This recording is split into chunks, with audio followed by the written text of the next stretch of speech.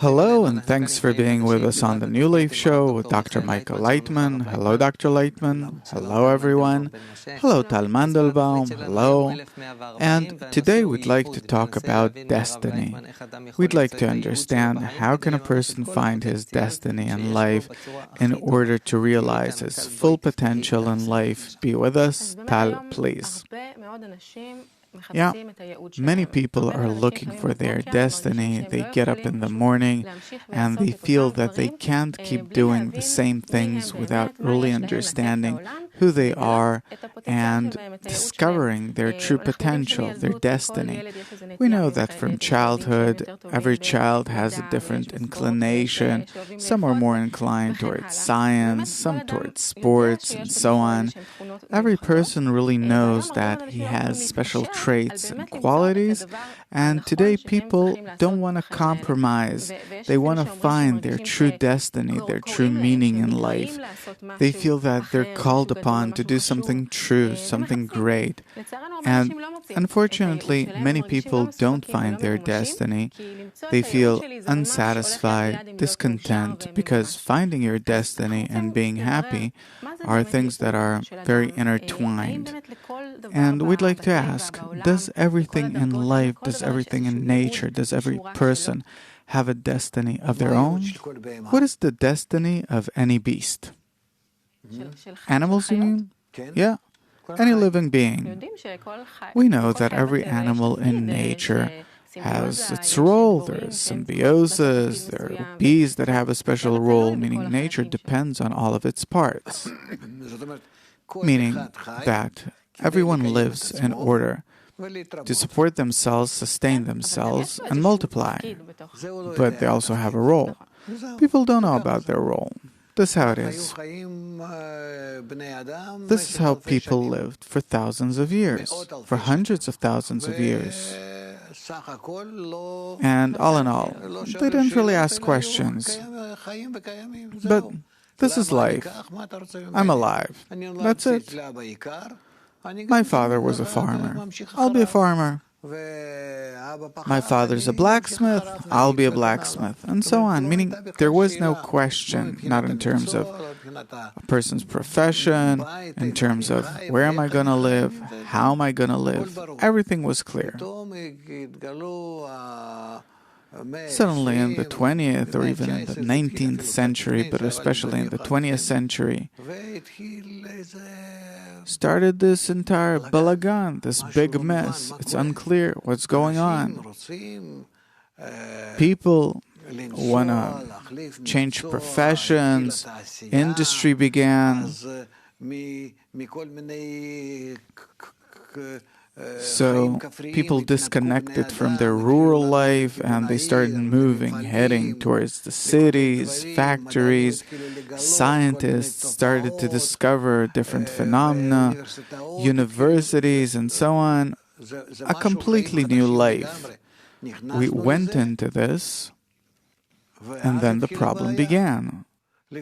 Before that, there was no such problem. Everyone was in their place. But then came the question about destiny. Who do you want to be? Where do you want to live? Who are you even going to marry? What kind of family do you want? Meaning things that previously no one asked about. But isn't it clear who I'm going to marry? Some girl from my village, from the neighboring village. Is it not clear who I'm going to be? If my father's a blacksmith, I'll be a blacksmith. If my father works the land, so will I. This is how things were. No, your destiny. Meaning that everyone started to feel from within, because our ego, because our will to receive, is growing and is demanding greater fulfillment, more realization, then everyone starts asking, what do I want to be? I look at this, no, I don't want this. I don't want that. Yes, no.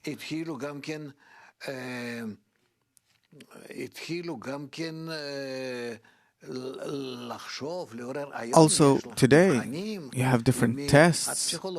You're a psychologist. You should tell. Meaning, what are a person's abilities? There are entire institutes for it. There's an entire industry around it. And how to direct that person, how to prepare him, how to guide him. My grandchild next year is going to the university. So he's been taking different courses, special courses for several years now, studying math from dusk till dawn. It became such a big thing. Why? Because our ego demands its realization. We need to find our destiny, and it's fine, it's very good. Only in the meantime, our destiny was related to our profession, the kind of family we'll have, the life that we'll live more or less. And still, it was unique. Someone went in direction of culture, someone in direction of education, someone in direction of science or something else. And today, it's all coming to an end. For the past few dozens of years, there was this period, but it ended somewhere around the 70s, 80s. And also today, it depends on what realm in life we're talking about, but actually, the matter of destiny is over, because all the professions, their boundaries are kind of dissipating. Everything today is through the internet, computers, machines. There aren't many professions left besides programming computers and have some machine working instead of us. And so what is our destiny? We're as if left empty-handed, but along with it, with a big question. What will become of me? Either I'll sit at home with my mobile, so this way we can really drive ourselves nuts, and to go back to being farmers, or not. So life won't allow us to do it, but we will really have to choose what our correct destiny is, and scrutinize it. And then we'll discover that our destiny isn't for us in this short life of ours to be engaged in tiny, simple things. I'm an artist, and I'm a musician, and I write, and he's that, and 1,000 different professions, but all in all, as it says, go and provide for each other. There's no need for it anymore. There are 8 billion people in the world, and there's no need for them in this way anymore. But there is a different kind of need. To deal with destiny on a different level, that a person's destiny or people's destiny in this world is to connect above this ego, to connect with one another above their ego, and in that connection to find life on a new level. Not a rural life like it used to be, and not like today where we're in a modern jungle, but on a spiritual level. And a spiritual level being what? That it's not that important to me. What are the corporeal conditions and limitations that I'm in? But what's important to me is to what extent, or the extent to which I'm living a spiritual life. And spiritual isn't something cultural, or it's not about music or philosophy, but it's something that's above nature. Nature means corporeality, and spirituality is what's above nature. Corporeality are the egoistic forces of reception, and spirituality means the forces of giving, of bestowal, altruistic forces. So we'll need to both be in this world with our ordinary forces, with the ordinary forces of our ego, and also to be above it on the next level. And whether we want it or not, this is what nature is advancing us toward. And therefore, we passed our destiny in the, let's call it, industrial world, and then in the modern world, that's coming to an end. And all the new generations, X, Y, Z, and so on and so forth, Alpha, Beta, I don't know how you count them anymore.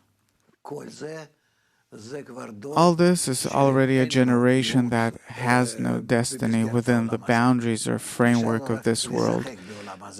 The only thing that they have left in this world is to play until they'll see this game as something empty. And they'll also feel that drugs are actually empty, that it doesn't suit me to disconnect, to detach, because by this actually, I kill myself, I disconnect. And then they'll truly feel a need to find their true destiny, which is really rising to the next level of our existence. This more advanced degree, you described it as living in giving, an altruistic kind of life. Yeah? So, first of all, this is the first condition, that in order to realize a person's great destiny in life, first of all, he has to be in direction of bestowal, of giving. Okay. Now, within the realm of giving, a person can find many things, but it's not necessarily that they're truly his. Maybe Tal's bestowal or giving is in being a teacher to many people. Maybe her destiny is in being something else. Within the realm of bestowal, how can she really know what does it mean to be Tal? Or how can I find what does it mean to really be Owen so that I'll feel that I'm realizing my unique potential that nature gave me? How can each individual find his unique potential in order to realize his ability to bestow in the best possible way? First of all, does everyone have their own true destiny? Yes. And the second thing is, how can I feel that I'm realizing my own destiny and not someone else's? I'll explain. The wisdom of Kabbalah explains that the entire world was created from a great crisis, shattering, breaking, where all the parts of our world, they're all egoistic. They pull to themselves. This is how the forces of nature always are, to receive more and more and more. And even though that in our life, it's called that I add and add to myself, but in the wisdom of Kabbalah, these are considered negative forces actually, and not positive ones. And there is a different reality, an opposite reality. Or you can call it gray matter, gray energy, and you have different such things. Those that are engaged in astronomy and in space science and so on, they have these things. But the wisdom of Kabbalah is above all that. But still, there is something that's the very opposite, that only now in science we're starting to discover it, but its external form. We won't be able to discover its inner form, because it's something that we can discover only by our inner forces, by our inner human forces. And here we're reaching a state where there is also the opposite force, which is the force of bestowal, besides the force of reception. And if we feel inside ourselves that we want to discover the force of bestowal, there are people that feel that this is their destiny. What does bestowal mean? Giving, connecting above the ego, which is the other half of nature. Okay, so if we feel an internal inclination to reveal the force of bestowal and connection, what then? Then I have a different destiny than others. Then I get together with other such people, that this is actually what our organization is about.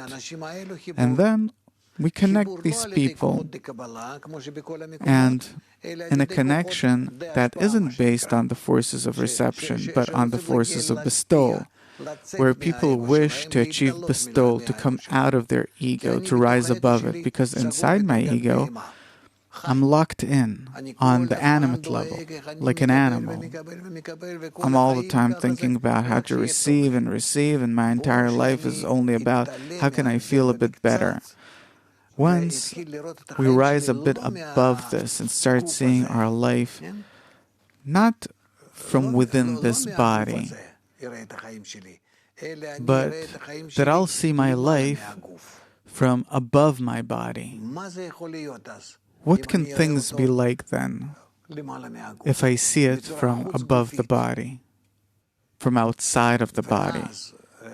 And then we can do these kinds of exercises and reach this kind of vision where I'm free of my body, even though that I still live within my corporeal animate body. I eat, drink, work, have a family, kids, and everything. And along with it, I can feel a higher reality. This higher reality, it's actually either you think only about yourself and receive everything only for yourself, or that I'm in giving and bestow to others. Yeah. So in this bestowal, how can I find my special destiny and tal and so on? It's for people who have this kind of inclination.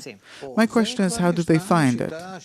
For this, there's a method that's been around for thousands of years, and it is at the essence of the people of Israel. We haven't been using it for thousands of years. That helps a person to find his special destiny within giving? Yes. And what does it give us? You balance your relationship. How much everyone receives, how much everyone gives, because without receiving, you don't have connection either. It's not just giving, everyone pushes something to someone else, and that's it. That's obvious. But we reach a balanced system where the forces of reception and the forces of bestowal are in balance, and then the system is in balance, and it starts disclosing the general force of balance that exists in it, by which everyone starts feeling the entire system and not only themselves.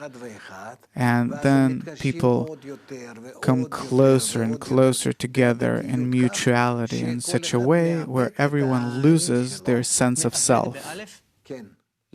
Why?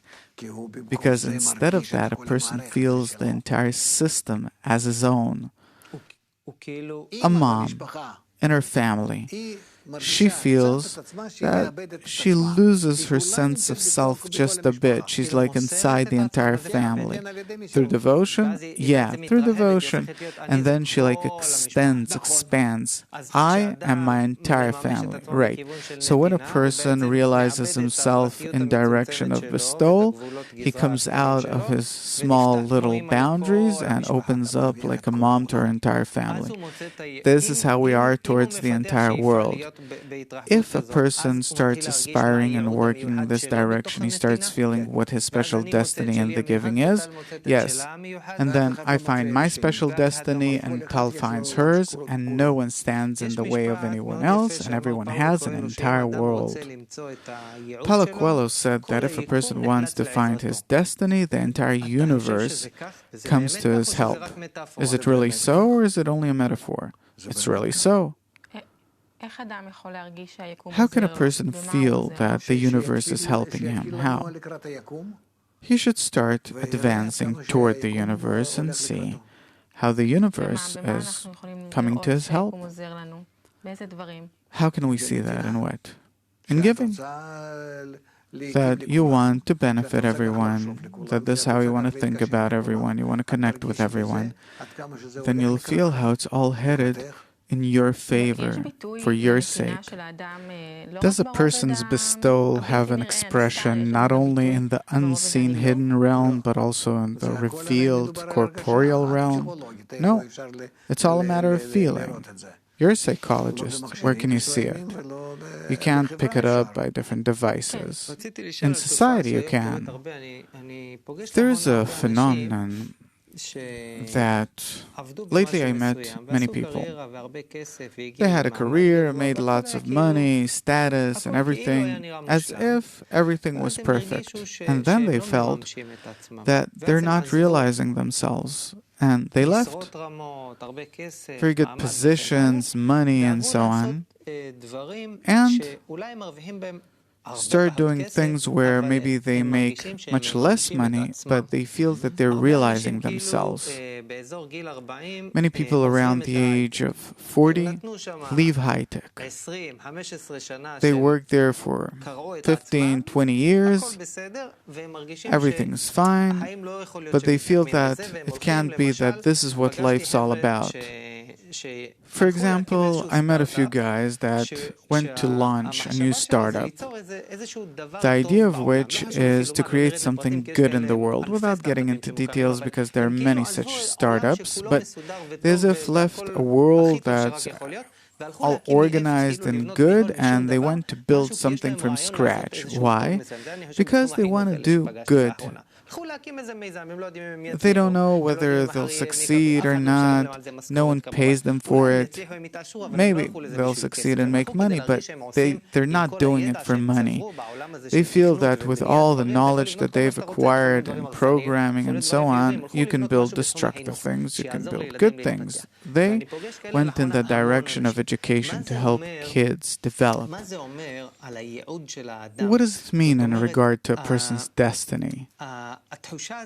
This feeling that we're living in order to do something good for others. I see that it's growing. Why? It's the matter of the generation. Like I said, that after all of these generations, X, Y, Z, Alpha, Beta, and so on, we reach a state where it can no longer satisfy us. We have enough food, sex, family, money, honor, knowledge. This isn't what's important. What's important is that I'm unsatisfied. My will to receive. My ego has evolved beyond all of these corporeal lusts, and I simply don't want them. I see that I can't escape them, and for me they're like a prison. They keep me chained, and I can't do anything. And if I can escape them, all the more. The question is, if a person escapes them and does not realize his role here in society or something and says, I'm going to develop myself in spiritual realms, isn't it escaping reality? We're in a transitional phase, so we're looking one way or another, but these are very special times that we see that the younger generation, they're losing interest in the corporeal life and how our fathers used to be. So previously it was computers, technology. Before that there was agriculture and so on. Today, many people teach on the internet, create different projects together. This is all fading away. People are doing it. They are. But it already lost its attraction. If I understand how you measure whether a person is in direction of finding his destiny or not, it's not about what he's doing. Maybe he's a doctor, teacher, plumber. But what it's about is, what is his attitude toward it? Does he do it in order to absorb the satisfaction in words, or he wants to be in giving, bestowal towards to others? And it doesn't really matter what will he choose to do, but what determines whether it will satisfy him or not is whether it's directed only in words within his small boundaries, or like a mother that he comes out and bestow to others. Is this right? Yes, but there are many more things to it. We have 2 minutes left. Every person has a destiny? Yes. If he wants to find it, it has to be in the direction of giving. Yes, but yes. Does the universe help those that want to find their destiny in direction of bestowal? Yes.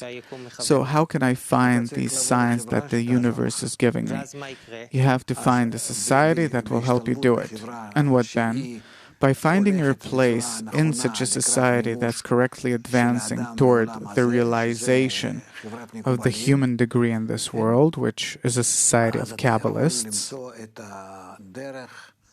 then by that you can find a paved path, and it's not simple. Still, you'll have to enter that society, integrate in it, give up your sense of self, do many things. And then you reach your realization. Everyone's realization is to make an integral system out of mankind, just like the whole of nature is, so that also mankind will enter nature, will integrate in it, will identify with it, and will reach adhesion and connection with the whole of nature. This is the destiny of each of us in particular, and of all of us together. Dr. Laitman, thank you very much. Thank you, Tal. Thank you for being with us. Till next time, all the best.